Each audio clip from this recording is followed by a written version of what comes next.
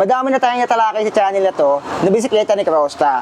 Ngayon, magiging kakaiba to dahil yung latest release niya ay baka ngayon nyo lang makita. Grabe. Iba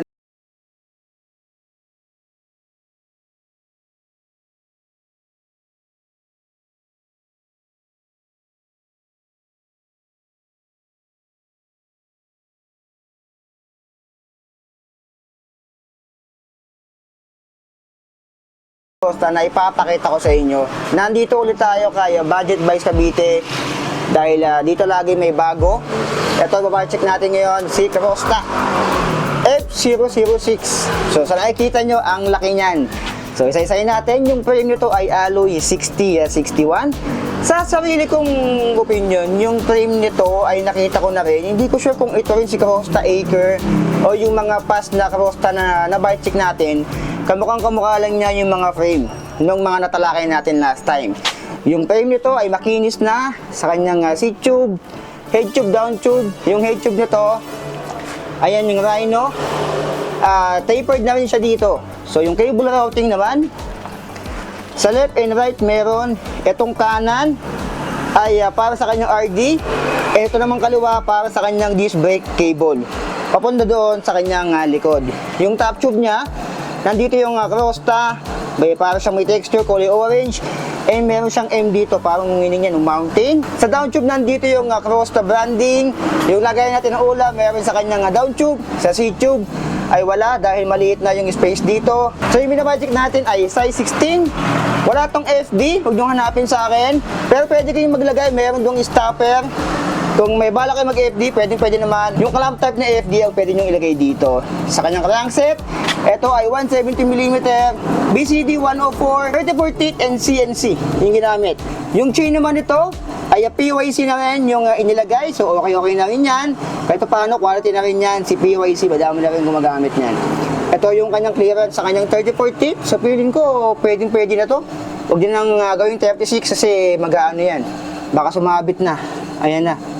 So hanggang 34 lang siguro pinaka-safe dito. Meron Karosta dito ay yung kanyang RD cable. Sa ilalim dumaan yung usual. Yung kanyang RD ay L2AX, so 12 speed yan. Madami na rin gumagamit ng L2. Subok na rin yan ng mga Pilipino nga si Karosta. Yung kanyang sprocket or cogs, 1, 2, 3, 4, 5, 6, 7, 8, 9, 10, 11, 12. 12 speed, ito ay cassette na rin. Ang ginamit dito, sunshine, kung di ako nagkakamali. You are my sunshine. Ayan, sunshine nga. Ito, 1150 teeth. Napakanta pa tayo. So, 12 speed, 1150 teeth.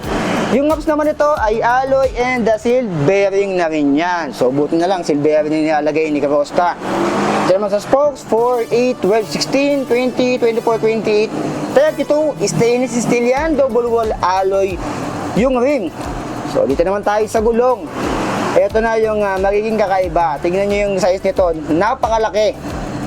Yung size nyan ay 30.5 by 2.25. So last year, taong 2022, may na-budget na akong bisikleta na ganito rin yung size ng gulong. Pero biglang nawala. Ngayong taong 2023, si Karosta naman nang naglabas. Alam ko, ibang brand yun. Ito yung unang bisikleta ni Karosta na may gantong size. 30.5 by 2.25 and compass, ang gulong na hindi kaliligaw.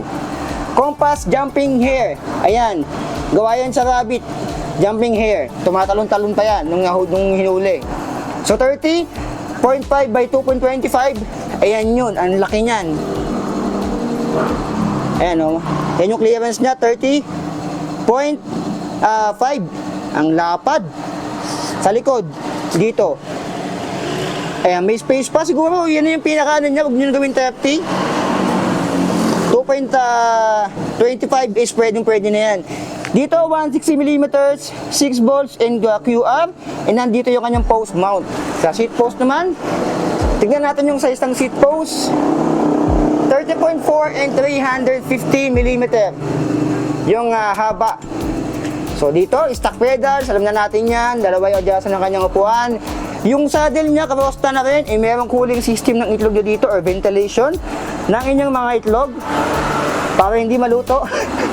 Sa fork naman, eto, tignan nyo yung fork niya. Eto ay naka-air fork na rin. Dito mo ihipan ng manual pag wala ng hangin. Meron siyang Remote lockout. So, kumpleto naman yung remote na word. Dati kasi remote lang yun sa iba eh. Ito yung remote lockout niya.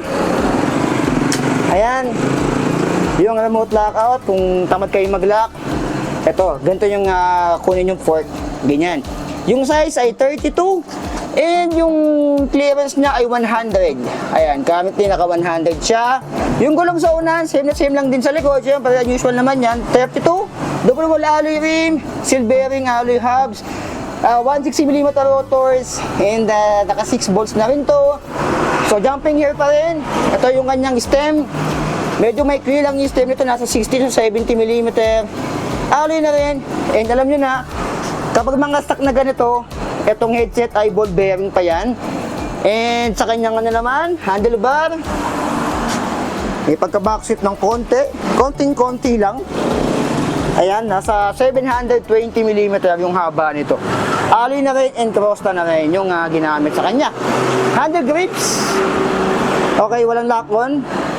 Tama lang yung lambot. Yung kanyang brake ay sieve seamers. Ayan, sieve seamers yung ginamit. Hindi lang nagpo-focus. Sa sieve seamers yung ginamit dito. Marami na tayo na bike check na bike na naka-sieve seamers. And yung kanyang shifter, syempre, L2AX din yung ginamit dito. So, yung timbang, medyo curious ako. Gusto niyo ba timbangin natin? So, tara, alamin natin yung timbang nitong bagong MTB ni Crosta na 30.5 by 2.25 yung gulong. Okay, timbangan natin si Crosta F006 na naka 30.5 by 2.25. So, medyo curious talaga ako sa timbang nito eh. Pili ko lalagpas to ng mga 14 to 15. Let's see. Okay, naka-manual tayo, hindi tayo naka ano. 3, 2, 1. Isang angat lang. Okay. Actual weight, okay, 15.5. Ayan. Almost 15.5 yung timbang niya. Okay, yan yung timbang. Lumagpas ng 15 dahil napakalapad o napakalaki ng gulong niya. 30.5 by 2.25. Sa lahat ng bike ni Crosta, ito yung unang-unang na-bike check natin na ganyan yung size. Meron ako na-bike check niyan last year pa. Siguro dalawang magkaibang brand yun. Hindi ko matandaan kung anong brand. Pero ito, si Crosta F006 naglabas din ng 30.5 na gulong. So dito siguro magiging challenge na lang dito yung paghahanap ng 30.5 na gulong. Ayan. So sa mga bicep kasi bihira ako makita ng ganyang size. And sa patag, yun ang advantage siguro dito sa patag dahil isang padjak ko dito nasa bahay na kayo. Dahil napakalaki ng gulong niya. Sa unahan, yun yung talagang challenge I think kasi nga sobrang laki nito. 30.5 yung 29mm nga pag inahawang ko medyo hirap na ako. So, pero depende rin siguro sa sa ensayo nyo. 30.5 medyo malaki-laki talaga yan. Parang, di ba, dati 29er lang. Nagkaroon ng plus 1.5, di ba? Naging 30.5 na siya. By 2.25. Ito ay naka 34 teeth, 11 50 teeth, 1 by 12 speed. Siguro naman sa unan, pwede na yung naka 12 speed. Siguro kung naka 9 speed lang to mahirap. Pero pag naka 12 speed ka, kahit paano, kahit malaki yung gulong mo, ay makakahaw ka naman dyan. Yun nga lang medyo talaga challenge, no? So 30.5 din, yun lang talaga yung pinaka challenge dito na nakikita ko. Makinis na, naka-hydraulic, sieve seamers, and naka-air fork na rin siya dito ng Crosta na pwede mong i-manual ihip pag wala ng hangin. Ayan, naka 1 by na rin, L2AX, so yung L2 quality na rin yan. Yung shifter quality na rin. So magkano to dito kay Budget Bikes Cavite? Ang presyo nito ay tumataginting na yung SRP niya ay 14,700 pero yung cash niya ay 14,000 pesos. Ayan, 13,999. Ayan, 30.5, 1 by 12 speed, hydraulic, and alloy. So, dito lang yan sa Budget Bikes Cavite. Ayan yung kanilang address, nasa screen nyo na rin. Puntahan nyo dito lang yan sa Patio Terona, sa Golden City, Imus, Cavite. Meron silang Shopee. Yung Shopee link ito ilalagay ko sa screen or sa video description and sa comment section kung gusto nyo orderin to. Kung nasa malayo kayo, Luzon, Visayas, Mindanao, Kabilang Galaxy. Pag Kabilang Galaxy ako na mag-deliver sa inyo. Chart lang. Luzon, Visayas, Mindanao, pwede nyo orderin to via Shopee. Nandyan yung link lang sa baba sa video description and sa comment section. So ano masabi nyo dito? Kay Crosta F006 naka 30.5 yung gulong. So So like, comment, share, subscribe. So be it. I love you all. Signing off.